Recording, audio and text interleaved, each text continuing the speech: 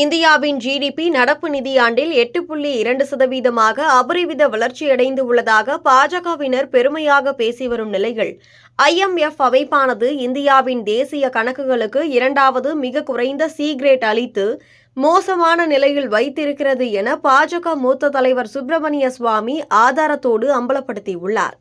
2025-26 நிதியாண்டின் இரண்டாவது காலாண்டில் இந்தியாவின் மொத்த உள்நாட்டு உற்பத்தி 6 காலாண்டுகளில் இல்லாத அளவுக்கு 8.2% உயர்ந்து உள்ளது. இது உற்பத்தி மற்றும் சேவை துறைகளின் ஒப்பீட்டளவில் வலுவான செயல்திறனால் ஊக்கமளித்து உள்ளதாக அதிகாரப்பூர்வ தகவல்கள் தெரிவிக்கின்றன. மேலும் பிரதமர் மோடி அவர்களும் இது எங்கள் வளர்ச்சி, ஆதரவு கொள்கைகள் மற்றும் சீர்திருத்தங்களின் தாக்கத்தை பிரதிபலிக்கிறது. இது எங்கள் மக்களின் கடின உழைப்பு மற்றும் முயற்சியையும் பிரதிபலிக்கிறது. எங்கள் அரசாங்கம் தொடர்ந்து சீர்திருத்தங்களை முன்னெடுத்து செல்லும் மற்றும் ஒவ்வொரு குடிமகனுக்கும் வாழ்க்கை எளிதாக்குதலை வலுப்படுத்தும் என தனது எக்ஸ் தள பக்கத்தில் கருத்து தெரிவித்துள்ளார். இந்நிலையில் தான் பாஜகவின் மூத்த தலைவர் சுப்பிரமணியன் சுவாமி அவர்கள் பாஜக கூறும் பொய்யை ஆதாரத்தோடு வெளிக்கொண்டு வந்திருக்கிறார். அவர் தனது எக்ஸ் தள பக்கத்தில் புள்ளி விவர கலாச்சாரம் மற்றும் IMF-இன் முன்னோடிகளாக நாம் இருந்தோம். இப்போது IMF இந்தியாவை சி கிரேடு நாடு என்று அழைக்கும் நிலைக்கு நாம் இறங்கிவிட்டோம். இது இந்தியாவுக்கு மிகவும் வருத்தமான செய்தி. ஆனால் பாஜகவினர் இந்தியாவின் ஜிடிபி வளர்ந்து உள்ளது என கணக்கு காட்டி வருகின்றனர். இந்தியாவில் ஜிடிபி கணக்கெடுக்கும் முறையை தவறாக இருக்கிறது.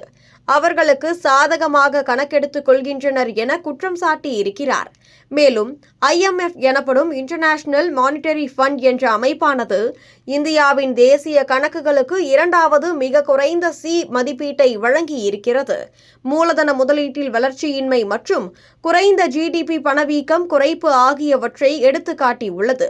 இந்திய பொருளாதாரத்தின் வருடாந்திர மதிப்பீட்டில் இந்தியாவின் தேசிய கணக்கு புள்ளி விவரங்களுக்கு இரண்டாவது மிக குறைந்த சி தரத்தை IMF அறிக்கை வழங்கிய பிறகு காலாண்டு மொத்த உள்நாட்டு உற்பத்தி எண்கள் 8.2% என மிக விரைவில் வெளியிட்டு இருப்பது முரண்பாடாக உள்ளது என எதிர்க்கட்சிகளும் குற்றம் சாட்டி வருகின்றனர். குறிப்பாக மூலதன முதலீட்டின் செயல்திறன் மற்றும் குறைந்த ஜிடிபி பணவீக்க குறைப்பாளரின் பயன்பாடு காரணமாக மொத்த உள்நாட்டு உற்பத்தி ஏமாற்றமளிக்கிறது. மொத்த நிலையானது மூலதன உருவாக்கத்தில் எந்த ஏற்றமும் இல்லை. தனியார் முதலீட்டில் எந்த புதுப்பிக்கப்பட்ட உந்துதலும் இல்லாத நிலையில் அதிக மொத்த உள்நாட்டு உற்பத்தி வளர்ச்சி விகிதங்கள் நிலையானவை அல்ல. பாஜகவினர் வெளியிட்ட இந்த ஜிடிபி கணக்கு உண்மையை மூடிமறைக்கும் கணக்கு என சுப்பிரமணியன் சுவாமி விளாசி இருக்கிறார்.